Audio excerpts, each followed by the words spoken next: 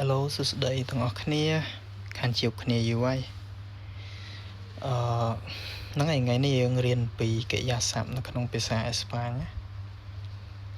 ហ្នឹងហើយអញ្ចឹងនៅក្នុងភាសាអេស្ប៉ាញកិរិយាសព្ទគេបែងចែកជា3គឺទី1គឺកិរិយាសព្ទដែលបញ្ចប់ទៅដោយអក្សរ a e re ទី2កិរិយាសព្ទដែលបញ្ចប់ទៅដោយ e e re ហើយនឹងក្រុមទី3ហ្នឹងគឺកិរិយាសព្ទដែលបញ្ចប់ទៅដោយ e e re ជាមើលក្រុមទី1អញ្ចឹងពាក្យដំបូងហ្នឹងគឺពាក្យ hablar និយាយអញ្ចឹងយើងឃើញកតុយវា a e re ពាក្យទី2គឺ trabajar អញ្ចឹងបកប្រែថាធ្វើការអញ្ចឹងកិរិយាសព្ទពីរហ្នឹងគឺនៅក្រុមដែលបញ្ចប់ទៅដោយ a e re ក្រុមទី2អញ្ចឹងពាក្យទី1ហ្នឹងយើងមានកិរិយាសព្ទ beber មានន័យថាយើងផឹកទឹកអញ្ចឹងយើងឃើញកតុយវាចប់ទៅដោយ e re beber ពាក្យមួយទៀតហ្នឹងយើងអានថា tener អញ្ចឹងបកប្រែថាមានតែយើងមានអីអញ្ចឹងណាហ្នឹងហើយអញ្ចឹងពាក្យហ្នឹងគឺបញ្ចប់ទៅដោយអក្សរ e re ដែរអញ្ចឹងក្រុមទី3យើងមានពាក្យនេះ vivir អញ្ចឹងយើងឃើញពាក្យ vivir ហ្នឹងបកប្រែថារស់នៅអញ្ចឹងវាបញ្ចប់ទៅដោយអក្សរ e re អូខេពាក្យចុងក្រោយគឺពាក្យ escribir ហ្នឹងគឺយើងបកប្រែថាយើងសរសេរ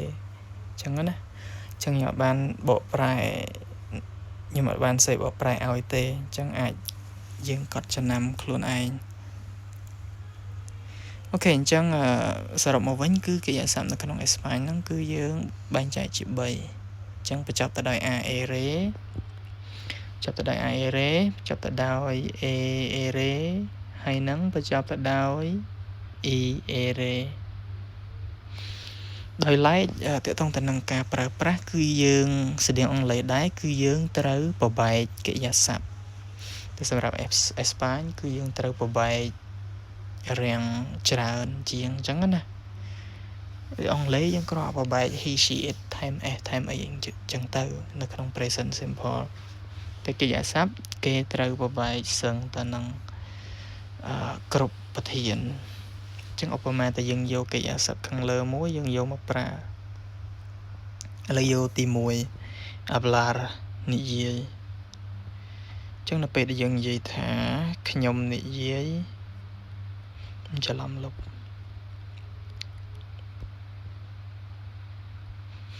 អូខេអញ្ចឹងនៅពេលដែលយើងឧទាហរណ៍ថាយើងនិយាយថាខ្ញុំនិយាយអង់គ្លេសអញ្ចឹងខ្ញុំyo hablo español អញ្ចឹងទៅអេស្ប៉ាញ៉ុលគឺភាសាអេស្ប៉ាញខ្ញុំនិយាយភាសាអេស្ប៉ាញចឹងយើងឃើញពាក្យ hablar ហ្នឹងគឺយើងដូរទៅជាយើងដូរអក្សរ a e re ហ្នឹងទៅជា o អញ្ចឹងណាអញ្ចឹងសម្រាប់កិរិយាសព្ទ yo យើងដូរទៅ o yo hablo ប៉ុន្តែនៅពេលដែលយើងប្រើប្រធានអ្នក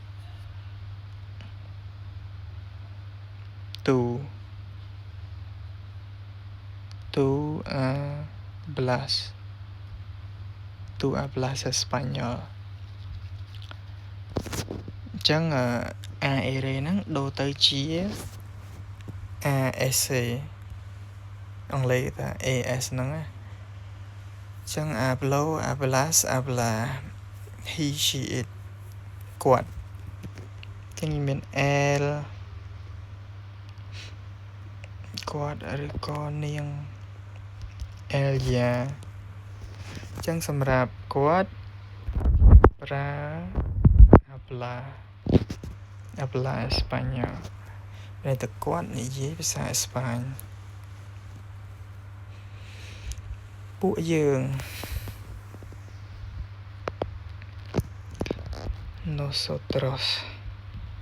nosotros hablamos español ចឹង hablar ហ្នឹងសម្រាប់ពួកយើងដូរទៅជាដូរ ere ហ្នឹងទៅជា hablamos español ពួកគាត់ហ្នឹងហើយអញ្ចឹងអាហ្នឹងគឺអញ្ចឹងណាតែដល់ឡែកមេរៀនទាក់ទងទៅនឹងការប្របែកកិរិយាសព្ទចាំយើងទៅអេពីសូតបន្ទាប់ហ្នឹងហើយអញ្ចឹងសរុបមកវិញថ្ងៃនេះយើងស្គាល់អំពីការយើងស្គាល់អំពីក្រុមនៃកិរិយាសព្ទមាន3បញ្ចប់ដោយ aere ere ហើយនិង ere ហើយយើងក៏ដឹងដែរថាការប្រើប្រាស់កិរិយាសព្ទនៅក្នុងភាសាអេស្ប៉ាញគឺយើងត្រូវប្របែកដោយយោងទៅលើប្រធាននីមួយៗអញ្ចឹងដូចជាពាក្យ hablar អញ្ចឹងនិយាយចឹងនៅពេលដែលខ្ញុំនិយាយយើងដាក់ថា yo hablo នៅពេលនេះ tú hablas គាត់ él habla ពួកយើង nosotros hablamos អញ្ចឹងណាហើយពួកគាត់ដូចជា hablan ellos ឬក៏ ellas hablan លើសេឲ្យមួយទៀតណា ellos ឬក៏ ellas hablan español ហើយដាក់ English អញ្ចឹងគ្នាយើងប្រហែលច្រឡំអញ្ចឹងគ្នាយើងប្រហែលជាទាយដឹងហើយ English ហ្នឹងគឺអង់គ្លេសហ្នឹងឯងអូខេអញ្ចឹងមេរៀនថ្ងៃហ្នឹងគឺមានតែប៉ុណ្្នឹងហើយក៏អធិស្ឋានដែរក្រចេញមេរៀនតាមរយៈមុនហ្នឹងរវល់ពេកខែភ្ញៀវអញ្ចឹងរវល់ដើរភ្ញៀវតែឥឡូវខ្សត់ភ្ញៀវអញ្ចឹងមកធ្វើ YouTube វិញអូខេអរគុណជួបគ្នាវីដេអូបន្ទាប់